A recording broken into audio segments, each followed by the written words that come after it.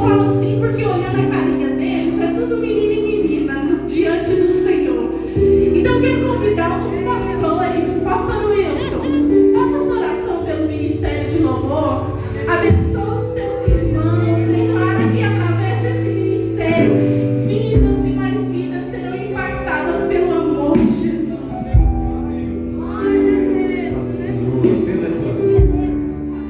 Senhor Deus, Tu és aqueles que tem usado os Teus servos, ó Pai. Tu és aqueles que tem usado, Senhor, que tem manifestado o Teu Espírito Santo, ó Pai. Que o Senhor continue fazendo obras gloriosas neste lugar, assim como desde manhã já profetizamos, ó Pai, e declaramos o Teu Espírito Santo influenciando, ó Pai, que em nome de Jesus, que a Tua glória, Senhor, seja o principal desta casa, que a Tua unção, ó Pai, seja o principal desta casa. Ó Espírito Santo, nós te pedimos, ser servido e estar conosco, assim te rendemos graça, em nome de Jesus. Irmã Marta, como é que é o trecho que você cantou mesmo? Vamos cantar um pouquinho junto à irmã Marta? Ainda que dor, eu quero ser moldado. Ainda que dor, eu quero ser curado. Vai gerando marcas que teve o cordeiro. Eu largo meu eu para ser transformado. Ainda que dor, eu quero ser moldado. Ainda que dor, eu quero ser curado. Vai gerando marcas que teve o cordeiro. Eu largo meu eu para ser transformado.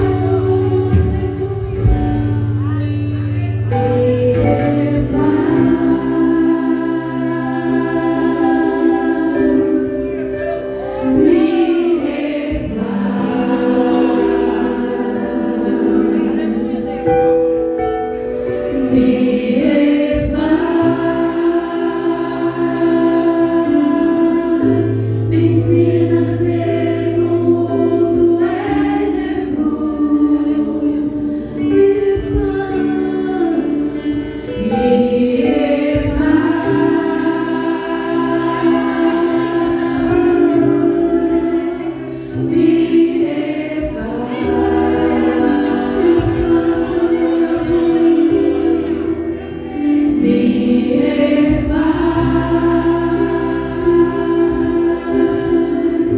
Me ensina a ser como Tu és, Jesus.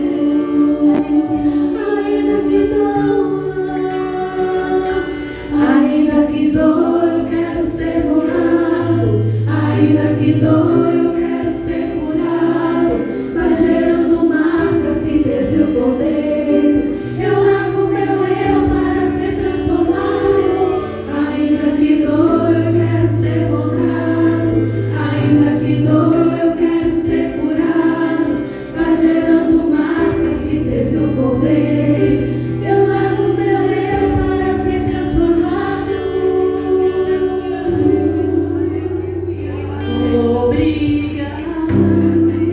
No final vocês voltam e eu tenho certeza que vai ser bênção para os nossos corações. De pé como nós estamos, 1 Coríntios 13. Glória a Deus. Aleluia. Deus, Aleluia.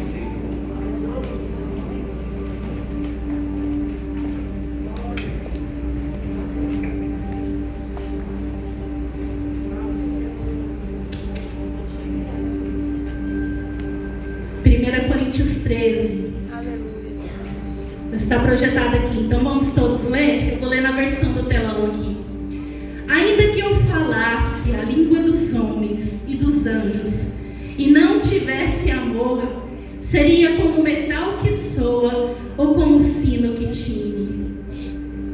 E ainda que eu tivesse o dom de profecia e conhecesse todos os mistérios e todo o conhecimento, e ainda que tivesse toda a fé, de maneira tal que transportasse os montes, e não tivesse amor, nada seria. E ainda que distribuísse toda a minha fortuna para sustento dos pobres, e ainda que entregasse o meu corpo para ser queimado, e não tivesse amor, nada me aproveitaria. O amor é sofredor, é benigno. O amor não é invejoso. O amor não trata com leviandade, não se exobedece, não se porta com indecência, não busca seus interesses, não se irrita, não suspeita mal, não folga com a injustiça, mas folga com a verdade. Tudo sofre, tudo crê, tudo espera, tudo suporta. O amor nunca falha, mas havendo profecias, serão aniquiladas, havendo línguas, cessarão, havendo conhecimento, desaparecerá. Porque em parte conhecemos e em parte profetizamos. Mas quando vier, aleluia, quando vier o que é perfeito, então o que é em parte será aniquilado. Quando eu era menino, falava como menino, sentia como menino, pensava como menino. Mas logo que cheguei a ser homem, agora acabei com as coisas de menino. Porque agora vemos por espelho e enigma, mas então veremos face a face. Agora conhecemos em parte, mas então conhecerei como também sou conhecido. Agora, pois, permanecem a fé, a esperança e o amor, estes três, mas o maior destes é o amor. Vamos todos juntos ler este versículo para encerrar? Agora, pois, Permanecem a fé, a esperança e o amor. Estes três, o maior deles é o amor. feche seus olhos mais uma vez. Senhor, nós fizemos uma declaração agora há pouco, que às vezes o Senhor nos molda e dói, mas para isso, para sermos moldados, nós aceitamos essa dor, nós aceitamos a correção que vem do Senhor, porque nós sabemos que o Senhor é um Pai zeloso, um Pai que só quer o bem, para que o Senhor se manifeste em glória em nosso meio, que nós possamos ir contigo para a glória. O Senhor não quer deixar ninguém para trás, e por isso nós precisamos acertar as aparas. Então, como declaramos, que o nosso coração seja suscetível a ouvir a Tua palavra nessa noite e a aceitar os Teus ensinamentos. Sei conosco, fala através de mim, Senhor, que nenhuma palavra escape do meu próprio eu, mas que o Teu Espírito me use conforme o Teu querer, a Tua vontade, para a glória do nome do Senhor, em nome de Jesus, amém. Podeis assentar, glorifique, exalte, agradeça, porque o Senhor já se manifestou em nosso meio e Ele está no nosso meio. Nós vemos muito esse capítulo de Coríntios em casamentos, né? Nós ouvimos muito falar sobre o amor conjugal, e vemos esse texto, sempre que é citado o amor, nós vemos esse texto. Porém, aqui o apóstolo Paulo está exortando a igreja ao amor de Deus, ao amor ágape. O contexto dessa história nós precisamos entender. A igreja de Corinto era uma igreja muito cheia de dons espirituais. Era uma igreja que na liturgia eles iam muito bem, mas era uma igreja também muito disciplinada na busca dos seus dons. Então nós vemos aqui, através dessa epístola, desta carta, o apóstolo Paulo, ele interrompe de falar dos dons espirituais e ele exalta o maior de todos os dons, que é o amor. E ele começa o texto de uma forma muito linda, irmãos, porque claro que esse texto inicia numa hipérbole, é uma figura de linguagem, que ele diz assim: ainda que eu falasse a língua dos homens e dos anjos, se não tivesse amor, seria como um metal que soa, como um sino que tinge. Não existe ser humano nenhum que consegue falar todas as línguas dos homens. Há pessoas poliglotas que conseguem se virar bem falando em inglês, no espanhol, em várias outras línguas. Mas todas as línguas dos homens é uma figura de linguagem. Mas ainda que se houvesse tal pessoa, ele diz que nada disso adiantaria se não houvesse o amor. E ele continua aqui exortando essa igreja, porque buscavam tanto os dons espirituais, buscavam tanto parecer cristão, que esqueciam do cotidiano, do básico, do entre si, do entre irmãos, entre obreiros, que é amar uns aos outros, refletir o amor de Deus através das suas reações.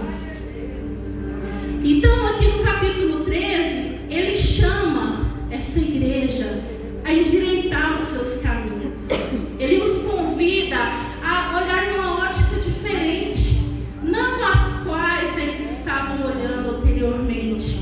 Então, ainda que fosse tão extraordinário tudo que eles estavam vivendo ali, na busca pelos dons, havia muita meninice no meio deles, haviam discussões, haviam brigas entre irmãos, até o ponto de chegar ao tribunal da cidade.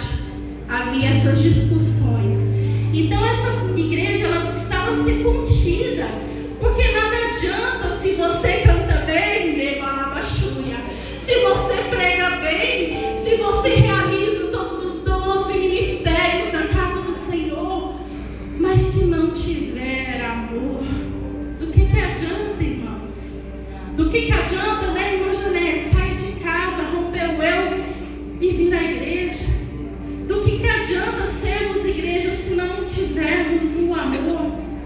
Não é por religiosidade, né, irmã Iana, e por tradição de vir todos os domingos, não.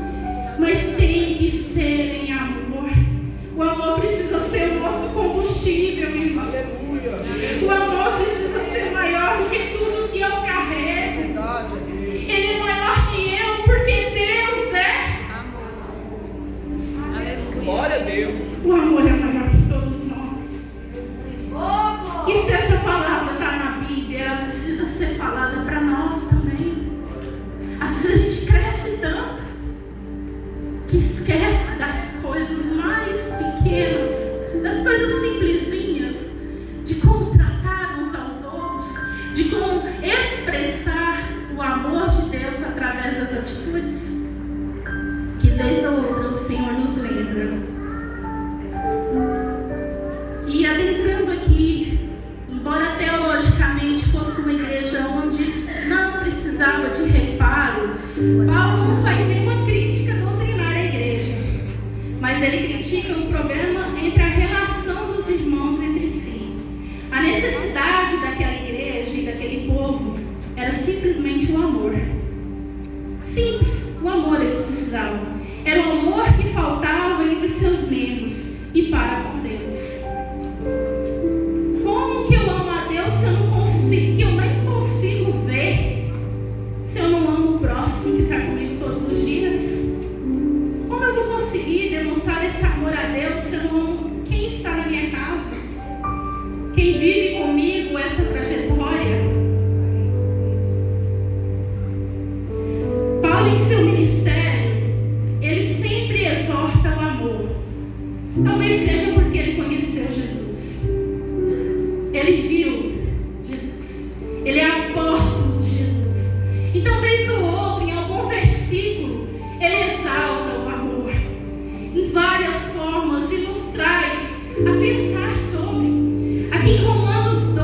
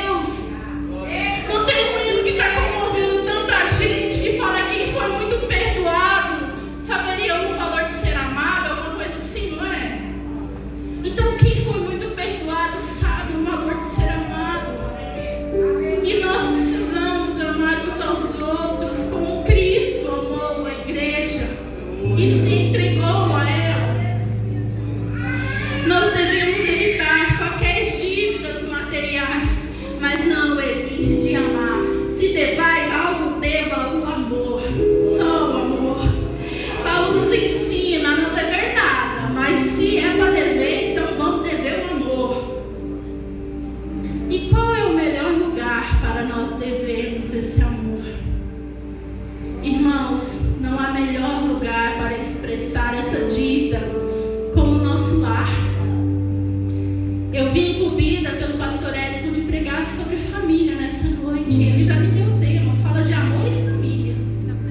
E eu pensei, meu Deus, é só o Senhor. Me faça ir na palavra que tu queira e englobar e fazer a transição para esse assunto. E foi isso que o Senhor trouxe ao meu coração. É fácil, irmãos, expressar amor aqui na igreja. Todo mundo tem uma paz do Senhor e um sorriso. Tem ou não tem? Mas difícil é quando as luzes se apagam. Que muitas das vezes os casais chegam em casa um derrotando o outro. Já começa assim, passa pelo portão, a vontade que dá é de fechar o portão na cara do outro. Porque é muito fácil. Eu sei que eles estão dentro da igreja, mas o Senhor está nos chamando a exercer o amor, ó, lá na nossa casa. Quando é só nós e nosso marido e nossos filhos, é lá que eu vejo o amor de Deus manifestado. E em Efésios, irmãos, Paulo continua falando sobre amor. Em Efésios, no capítulo 5, versículo 25, Paulo instrui aos homens sobre a importância de amar as vossas esposas. Vós, maridos, amai vossas mulheres, como também Cristo amou a igreja e assim mesmo se entregou por ela. Que lindo, né, irmãos? Tem marido que tem dificuldade de abrir a porta do carro para ser gentil. Tem ou não tem, mulheres? Imagina entrar na frente de uma bala para te defender. Paulo está falando do amor. Volta lá no versículo, Vitor, por favor. Como também Cristo amou a igreja. De que forma o seu Cristo amou a igreja? Foi um amor sacrificial ou não? Então, se eu tenho a dificuldade de abrir uma porta do carro que deixa o coração da mulher mais feliz e ela se sentindo mais princesa, eu vou ter dificuldade muito de entrar na frente de uma bala para defendê-la. Mas sabia que o seu Deus te chama, homem, para isso? Mas mulheres, não abusam não, vocês não são florzinhas de Jesus. Nós não somos florzinhas de Jesus nem todo o tempo não. Mas essa parte aqui é para os homens. Então, maridos, amem as vossas mulheres como Cristo amou a igreja. Isso aqui não é um discurso feminista não. É a palavra do próprio Deus. Ele se entregou por nós. Vem cá, nós merecíamos nós merecíamos tal favor? Se ele olhasse para cada um de nós, merecíamos o sacrifício dele? Mas ele nos amou primeiro. Ele simplesmente nos amou primeiro. Hoje em dia, tantos têm dificuldade para fazer tantas coisas. Os homens são tão fechados a demonstrar romantismo, zelo nos lares, e se fecham. Se o exemplo do seu próprio Deus é inspirar homens a escrever isso aqui, ó. Amem as vossas mulheres com amor sacrificial. Jesus se entregou na cruz por nós, não porque tínhamos méritos, mas foi uma decisão. E eu quero falar para você nessa noite que amor não é sentimento. Eu não acordo amando meu esposo, eu não acordo amando a minha casa, minha família, meus filhos, não. Eu acordo e tomo a decisão. Hoje eu continuo amando meu esposo. Não porque ele fez. Amor, você sabia que você não é um morango do Nordeste todos os dias, não? Tem dia que eu vou falar. Eu acho que eu nem te amo mais. Mas eu também não sou uma florzinha de Jesus, não, irmãos. Eu acredito que passa na cabeça dele assim: o que eu fui fazer da minha vida? Vai chegar um momento que eu não vou aguentar. Mas da minha parte, meu amor, eu nunca vou me separar de você, sabe por quê? Porque eu decidi te amar. Eu decidi que essa aliança nós vamos levar até o Senhor. É a decisão que eu tomo todos os dias, não por mérito de quem é amado,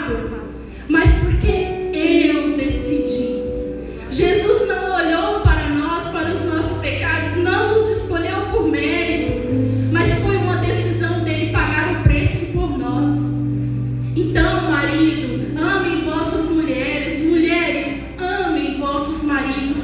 Talvez hoje as atitudes não levam, mas lembre-se, não é pelas atitudes, é pela sua decisão. É o amor de Deus que está no seu coração. E isso vale para namorados, relacionamentos, irmãos. Nós amamos por nós mesmos. Não porque a pessoa merece algo, ela não tem que provar nada para você. É o amor de Deus manifesta em seu coração que replica isso através da outra pessoa. Então é isso, minha amada igreja.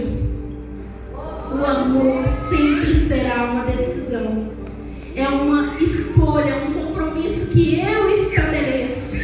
E nessa noite eu quero falar sobre o tema da nossa mensagem, que é reconstruindo o amor conjugal.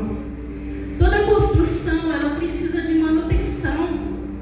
Se você deixar uma casa parada, sem mexer, sem ter habitante, daí ela fica lá parada, aí vai acontecer uma reforma, outra. Ela não é homens, casa parada não dá manutenção, né? É o encanamento, é a pintura, a infiltração, é tantas coisas que acontecem e os problemas aparecem de uma vez ou eles vêm aos poucos? Você já viu que é assim? A campainha não bate falando, tá chegando, sou um problema, tô chegando, vou esfriar seu casamento, tô chegando, eu vou abalar as estruturas, porque o diabo é sorrateiro, mas nem tudo é ele. Vocês sabiam disso? Tem coisas que eu demoro a perceber e eu vou abrindo brechas dentro do meu relacionamento. Vocês sabiam que numa fogueira não é só água que apaga fogo, não? O que mais que pode acabar o fogo? Quê? Areia? Não, achei que vocês iam pegar mais. Falta de lenha. Quem falou? Isso, falta de lenha. Falta de lenha leva o fogo a apagar. Então muitas vezes a gente fica esperando a água ser jogada e fica com medo da água, mas a falta da lenha tem levado muitos relacionamentos a acabar. Sabe aquela história da plantinha que todo dia precisa ser regada e que a gente escuta, mas parece que deixa passar de um ouvido para o outro? E a gente só vai perceber quando perdeu? Quando a perda, nós não cantamos, tudo é perda se não tenho a ti. Mas e quando os corações se endurecem a tal forma que nem o Senhor consegue adentrar, porque a pessoa não dá lugar mais? Então nós não devemos chegar a esse ponto. O Senhor está nos advertindo nessa noite como igreja, como família, a nos posicionarmos e tomarmos uma decisão de sempre manter as lenhas acesas em nossos relacionamentos. A chama do Espírito Santo precisa brilhar todos os dias e queimar em nós, porque a falta dela leva ao esfriamento de muitos casais. Já não buscam, já não esperam, não têm sonhos juntos, e é só ladeira abaixo. Deus não criou famílias ou casais apenas para dividir endereço. Deus criou para compartilhar amor, cuidado e propósito. Todos nós aqui temos um propósito em nossa família. Nós temos amor a ser distribuído também. Nós vivemos numa geração, irmãos, que tudo quebra fácil. Vocês já viram que antigamente demorava a quebrar as coisas, mas hoje é tudo assim, descartável. Os aparelhos eletrônicos, eles pifam mais rápido, né? Dali coisa é o tal de liquidificador, né, irmãs? Às vezes a gente bate um gelinho lá, dá uma potência a mais, o negócio sai fumaça. E aí você tem que trocar. Aí o móvel, né, não é aquela madeira maciça, é aquelas madeiras, né, compressado, né, que fala MDF. E esses MDF, eles não duram como antigamente, não. Né? Antigamente os meninos pulavam no sofá, pulavam, faziam o que acontecia, dormia. Hoje em dia, se você compra desses sofás aí e resolve fazer isso, né?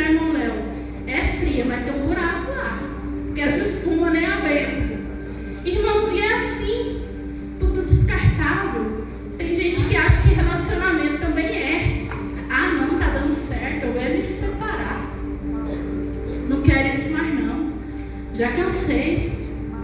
Isso aqui não tem mais jeito, nem para Deus, onde irá eu. E nós sabemos, irmãos, que a ótica do Senhor não é como o homem vê.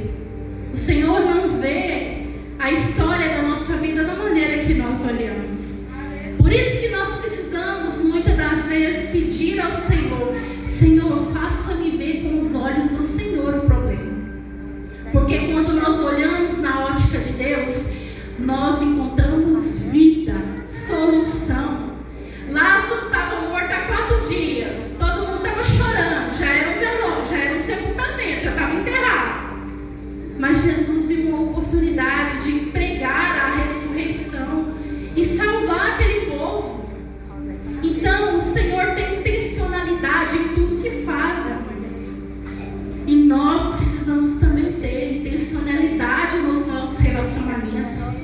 Precisa ser intencional, sabe? Não dá para brincar de casalzinho, não. Os que casaram agora há pouco, já pega essa palavra. Desde o momento que você ali, ó, de frente ao juiz, já disse sim, já começou valendo. Nós já estamos aí firme e forte, até que ele venha. Então nós precisamos tratar nossos casamentos com mais seriedade. Não é de qualquer jeito. Viu, jovens? Os solteiros agora. Às vezes vocês ficam tão empolgados, querendo encontrar uma pessoa. Eu vou dizer para vocês. Você pede a chuva, mas a terra tá boa? Como tá a terra aí? Porque tem mulher que fica assim: ai, Senhor, eu quero me casar no varão. Ou o homem também, né, irmãos? É dos dois lados. Mas a mulher não sabe fazer um arroz. Como é que seu marido vai comer? Você acha que vai ter hora que você quer cozinhar? Você vai chegar do culto às 11 horas da noite e vai ter que fazer janta, marmita, para levar no dia seguinte. Você está disposta? Né? Nem sempre vai ter iFood, não, porque o dinheiro não dá para ficar mantendo de delivery o mês inteiro, não. Uma hora você vai ter que ir para as panelas. Então, ó, prepara essa terra aí direitinho e creia que o Senhor, no tempo exato, mandará a chuva. E homens, rapazes, prestem atenção na sua Rebeca. Às vezes você fica olhando um pacotinho todo bonitinho, não desmerecendo as irmãs que gostam muito de se maquiar, de ficar muito tempo se arrumando. Eu faço parte também. Mas veja se você tem paciência para esperar. Comece agora já analisando a sua intenção de namoro aí. Será que eu vou ter paciência para esperar? Será que eu vou ter paciência com os parentes dela? Comece a analisar a terra e se prepare, homem. Porque a chuva, quando vem, ela vem atemporando. É em tempo, é fora de tempo. Então você tem que estar com a terra preparada para quando o Senhor mandar a sua bênção. Eu posso ouvir glória aí ou não? Não tem rapaz esperando a sua Rebeca, não? É lógico, irmãos, que a gente brinca, mas as coisas de relacionamento é muito sério e precisam do devido valor ser levadas. Deus não invade o coração de ninguém. Até falei com uma pessoa: irmãos, o Senhor tem promessa de família para todos, porque na palavra dele diz que faz o solitário habitar em família. Só que ele não arruma namorado para ninguém, não.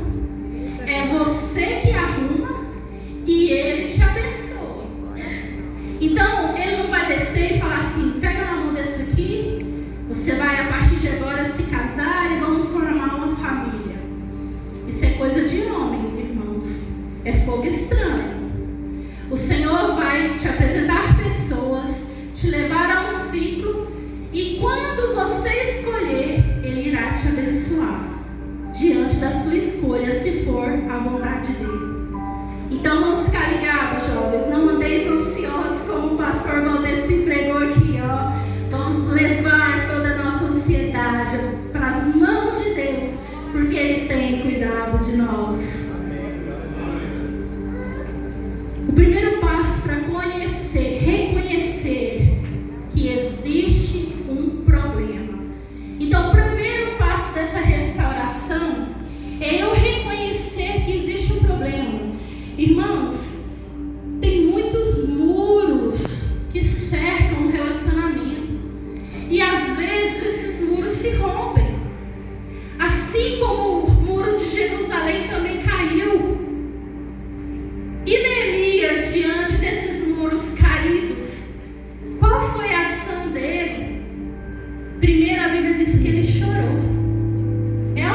professores da escola bíblica estavam falando sobre Neemias, né? Primeiro ele chorou, mas depois ele teve uma ação. Não dá para ficar chorando e de mãos cruzadas. Ele primeiro chorou e reconheceu a realidade. Tem muitos muros de casamento aqui entre nós que já ruíram. E você está mentindo para você mesmo que nada aconteceu. Que esses tijolos não vieram ao chão. E quando nós omitimos de Deus, como que Ele vai trabalhar? Como que Ele vai trabalhar para a restauração se eu não reconheço os lugares assolados? Ele não tem como agir se eu não colocá-lo na presença dEle, não colocá-lo como o autor da minha fé, como o dependente do Senhor para fazê-lo. O Senhor vai ficar esperando que eu faça.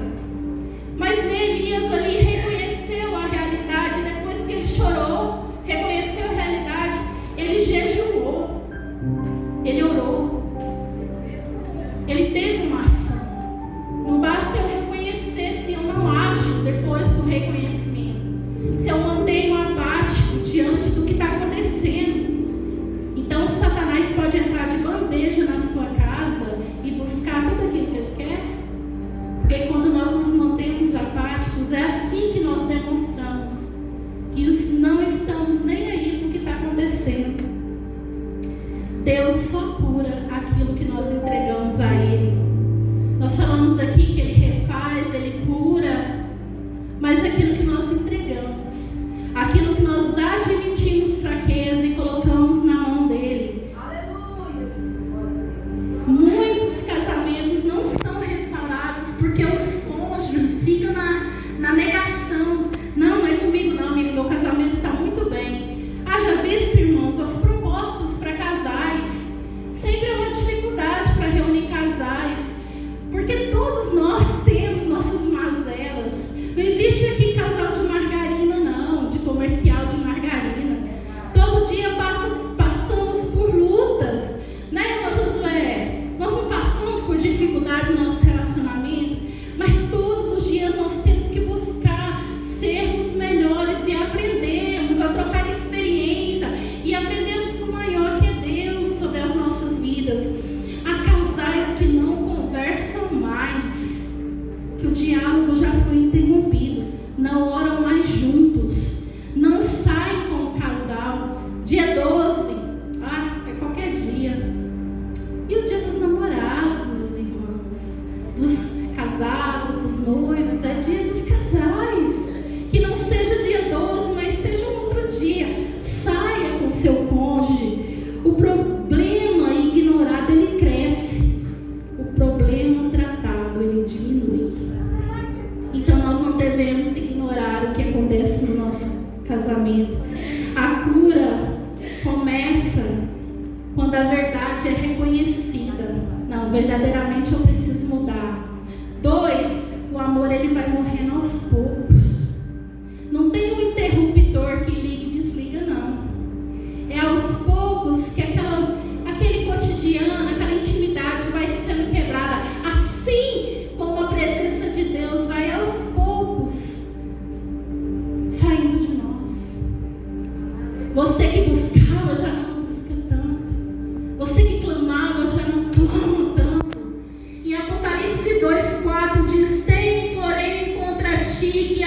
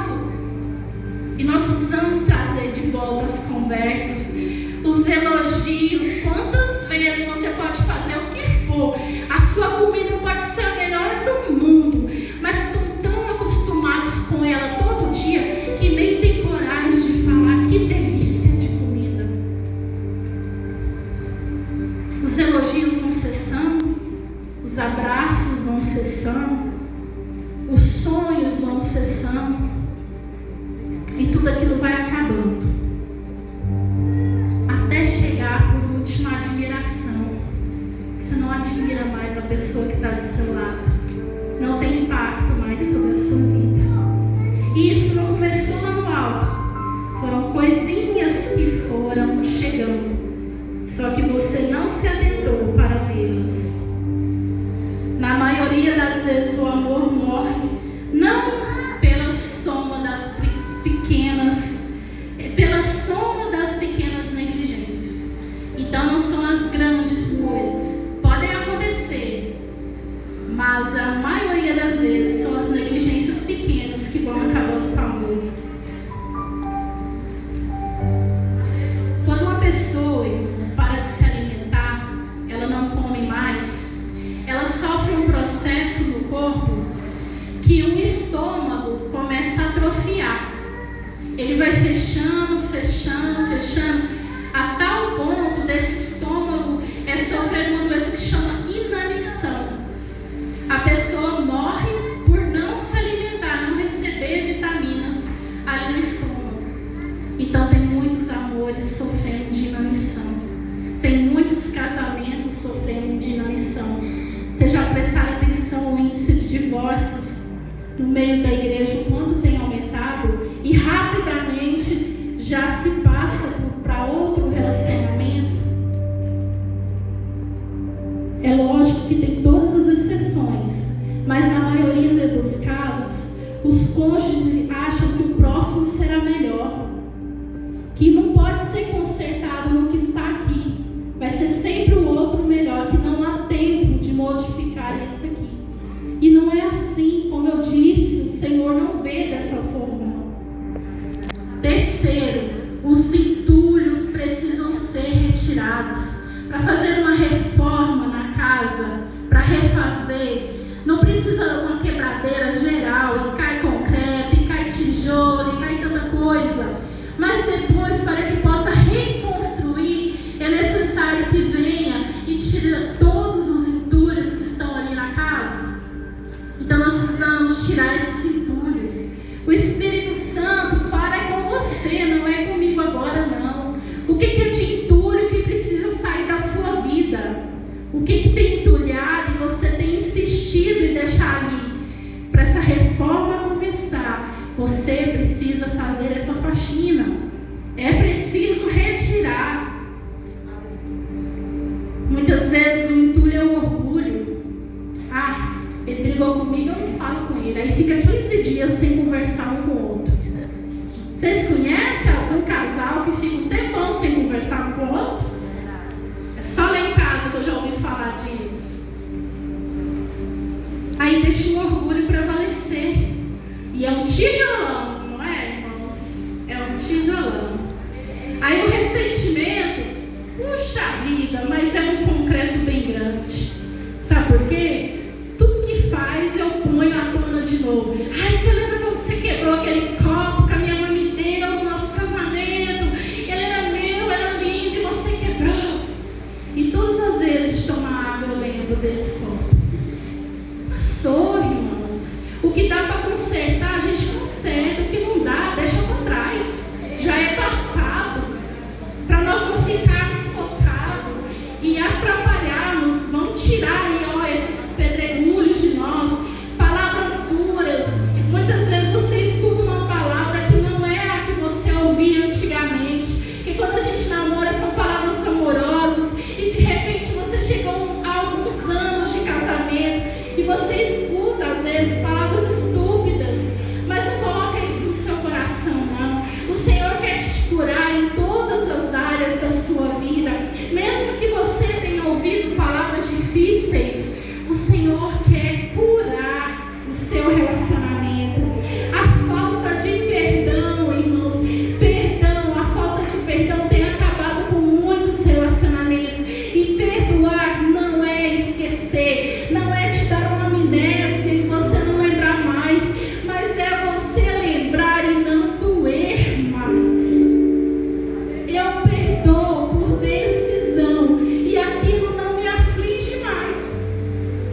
Porque senão, todas as vezes que eu remexer nessa ferida, vai doer e vai causar desconforto para o casal. Então vamos hoje limpar, dar uma faxina santa nessa casa que somos nós. O que você ainda carrega, que Deus quer que você solte hoje? Responda para você mesmo. Tem muita gente prendendo coisas que não é para você. Quarto e último, Deus é restaurador dos relacionamentos. Em Joel 2:25, o Senhor diz: restituir-vos-ei os anos que foram consumidos pelo gafanhoto. Talvez existem casais que pensam assim: nós perdemos muito tempo, não dá tempo mais para fazer essa reconstrução, não dá tempo mais para restituir no Senhor. Talvez você pense assim: não tem mais jeito, essa pessoa não muda. Ou talvez assim, tentamos tudo e não deu certo, mas ainda há esperança no Senhor. O Senhor está todos os dias mostrando para nós que Ele é fonte de vida e que o impossível pertence a Ele. E nós precisamos tão somente crer que Ele o fará e nos colocarmos na posição, porque não adianta, irmãos, eu querer que Deus reconstrua o meu casamento e eu fico assim, não vai adiantar, as minhas atitudes precisam mudar. As minhas atitudes precisam mudar para que eu veja a mudança. Só que a maioria quer esperar do outro a mudança. Eu não fico esperando o outro, eu vou mudar por mim mesmo. Quem aqui não precisa de mudança, que se encha o peito agora de autossuficiência e diga que é perfeito? Todos nós temos nossos erros, temos também nossos acertos, mas nós devemos nos despir de todo orgulho e entender que quando eu vejo uma situação acontecendo, eu preciso clamar por mudança em mim, que talvez são os meus olhos que só têm focado no mal. Ouça o que o Espírito diz à igreja. Muitas das vezes o problema não está no outro, está em nós mesmos. Deus, Ele é especialista em restaurar. Ele restaurou a vida de Jó. Ele restaurou a Pedro depois de o ter negado. O Senhor restaurou Israel e Jerusalém. E tantas outras restaurações o Senhor fez. Para Ele não é nada aquilo que nós passamos. Ele é especialista em restaurar casamentos. Ele é especialista em restaurar aquilo que nós colocamos diante dele. E cremos que Ele o fará. Em Cantares 2:15, projeta aí, Vitor. Cantares 2:15. Apanhai-nos as raposas, as raposinhas que fazem mal às vinhas, porque as nossas vinhas estão em flor. As raposinhas aqui, no qual esse texto do amor conjugal também se refere, não eram grandes. Vocês viram que está no diminutivo? Raposinhas? Porque às vezes os problemas, eles são pequenininhos. Eles chegam assim num piscar de olhos. É uma palavra mal falada, é um amor mal demonstrado, é uma gratidão que vira ingratidão e de repente ela toma toda a vinha. Então não se esqueçam, nenhum problema começa grande. Ele começa só aos poucos, mas nós temos em Deus o artifício, o combustível para a resolução de todos eles. Restauração não é um evento, ela é um processo. Não vai acontecer da noite para o dia, casais. Se algo está acontecendo no seu casamento, se já esfriou alguma área dele, acredite, comece aos poucos, para que você não se destrua na ânsia de resolver. Apenas liga seu pisca-alerta, porque o Senhor já falou contigo.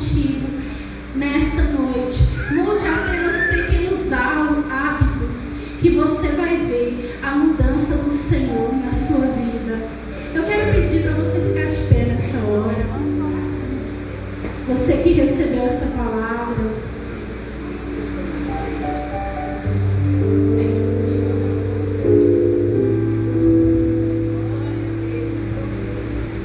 Sabe, viver em família não é fácil. Ser casado não é fácil. Mas o diabo também sabe disso, porque ele vive tentando destruir essa instituição que Deus criou.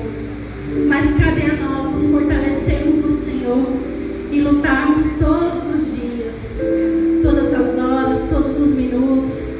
Ministério de Louvor, faz favor aqui. E agora eu quero falar assim: você que está entre nós, que ainda não conhece esse amor de Deus, esse amor manifestado pelo Senhor, esse amor que Paulo recomenda a Corinto que venha a ter. Se você ainda não foi impactado de tal forma a não sobrar espaço para mais nada, eu te convido nessa noite a aceitar esse amor que mudou as nossas vidas.